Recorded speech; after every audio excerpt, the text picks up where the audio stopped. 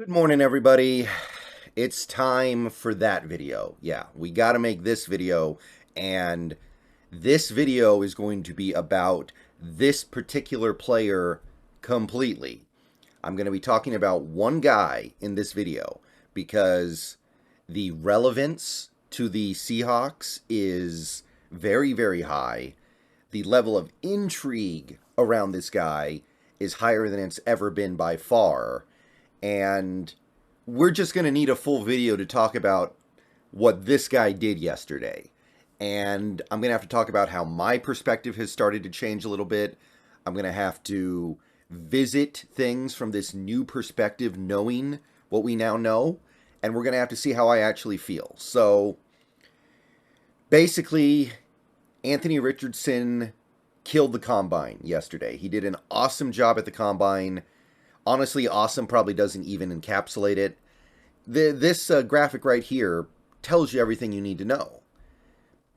In the NFL Combine since 2003, Anthony Richardson's athleticism score was higher than any other quarterback during that 20-year stretch at the Combine since RG3.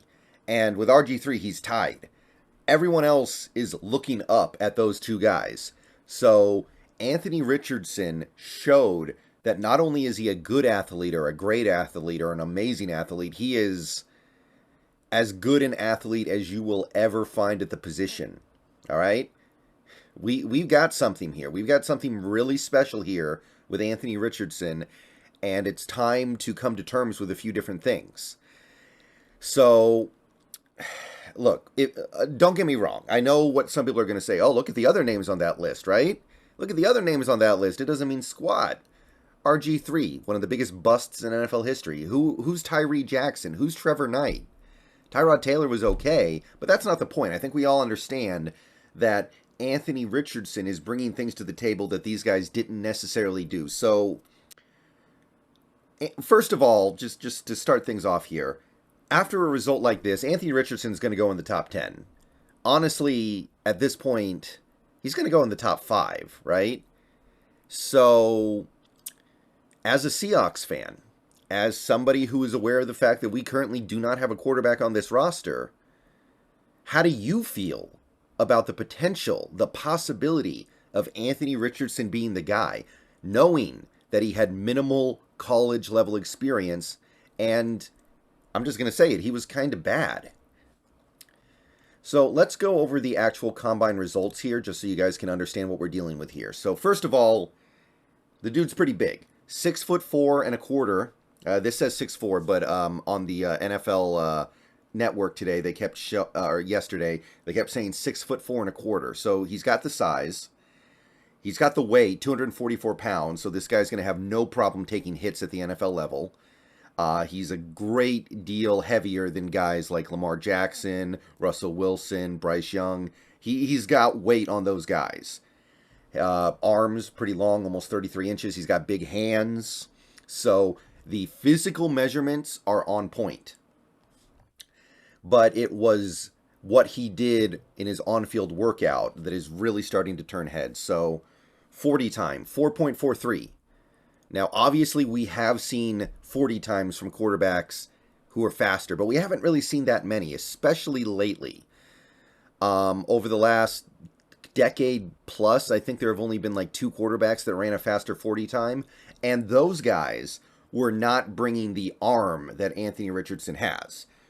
Just for comparison's sake, by the way, Anthony Richardson, 4.43, the fastest combine 40-yard dash by a quarterback ever is Michael Vick. 4.33.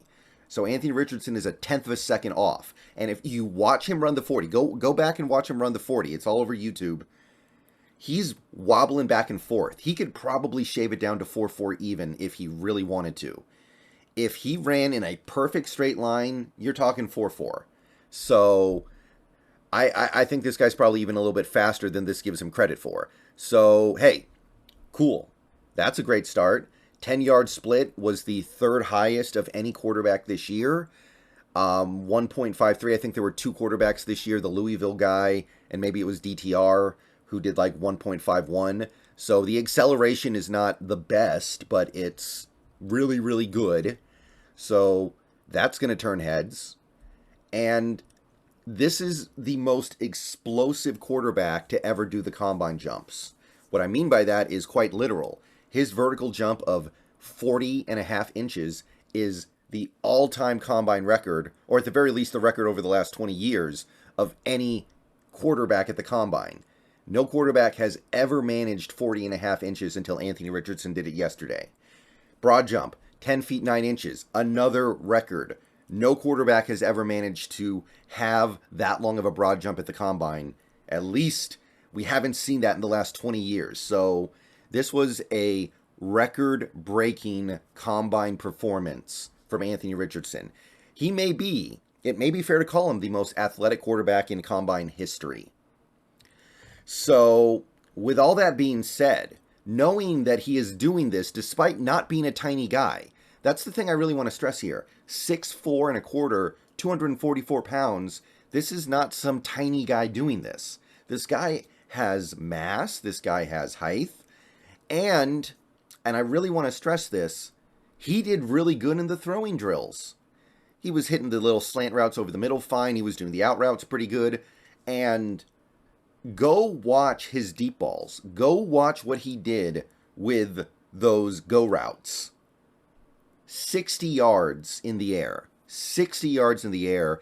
The only guy I saw do better than that was CJ Stroud, who had one that was like 62. And that was one. Anthony Richardson went 60, 60, 60 with his 3 go routes. So this guy just lit the combine on fire. And now here's the question. In light of what he just did at the combine, in light of what he has shown that he can do, how do you feel about him at number 5 overall? This is the question we must answer. Because all along I have said, if we take a guy like Anthony Richardson, a pure project at number 5, I'm not really going to like it that much. Because he is such an unknown. He is such a gamble. He is such a risk. There's no way I can feel great about it because it's just really hard to know what you're going to get with an Anthony Richardson. But here's the thing. Now we know that if the good path plays out for Anthony Richardson, we can now safely say he's going to be one of the all-time greats. If he pans out, if he realizes his talent, knowing that his athleticism scores are so high, like not just good or great or amazing, but he's pretty much an Adonis, then you're talking about one of the great quarterbacks of all time. Like, he's Lamar Jackson with a much better arm. He's, how should I put this? He could be, I don't want to say, Pat Mahomes. I don't think he has the arm of Pat Mahomes, but he could be most of what Pat Mahomes is with much better mobility and much better ability to run. Because famously, Pat Mahomes had like a 4.8 something 40 time. It was a very slow 40 time. So you're going to have to spend that number 5 pick on Anthony Richardson if you want him. At this rate, if you're lucky, at this rate, he may end up going before your number 5 pick. That's possible. So I'll put it like this. If we take Anthony Richardson number 5 after what I saw yesterday, I don't really care that much about the bench press at this point. I don't think it's going to change anything that much for him. I'm not going to love it, but I'm going to be not mad about it. I'm going to be cool with it. I'm going to get it because the potential is so high. I understand. So before yesterday, I looked at Anthony Richardson and I went, well, what's the difference between Anthony Richardson and Malik Willis? They're both super raw, both super talented, both dual threat quarterbacks. The main difference was that Malik Willis was actually putting up good performances at Liberty, whereas Anthony Richardson was kind of not playing very well at Florida. So maybe that kind of cancels out because one guy's playing for a real college, the other guy isn't. And Malik Willis barely went in the top 100. So I was like, why would we spend a top 5 pick on a quarterback when I'm not seeing the difference between him and the guy who barely went in the top 100 last year? They're both huge projects. They both have a lot of work to do. They're both probably, I'd say, at least 1 year, maybe 2 years away. Well, this combine has shown, yeah, there's a big difference between Anthony Richardson and Malik Willis. Malik Willis did good at the combine, but he's not this fast. He's not nearly this big. He doesn't have nearly as good an arm. So, yeah, I think we're now officially at the point where I get it. And I'm not going to say this is going to be my favorite pick at number 5, but I can say after that performance, the upside is so high that if we spend the number 5 overall pick on him, I'm not going to be upset about it. I'm going to get it, and I'm going to say this has a chance to work out spectacularly. So that's where we are right now. And that's really all I got to say here. The combine performance was so good, it demanded its own video. The dude was fast, the dude was quick, the dude was explosive, he was big, he hit all the different kinds of throws he was asked to make. Like I said, those balls were flying about 60 yards in the air. And you're not going to see very many quarterbacks manage it that much better than that, generally speaking. So, what do you guys think of Anthony Richardson? I'm kind of on the train now. I'm not saying he's my favorite pick at number 5, but maybe the upside makes him more desirable than a guy who I still really like in Levis. And Levis had a pretty good combine yesterday, too, for what he participated in. But Richardson's potential is just through the roof now. And maybe that just cancels out the fact that there is still bust potential here.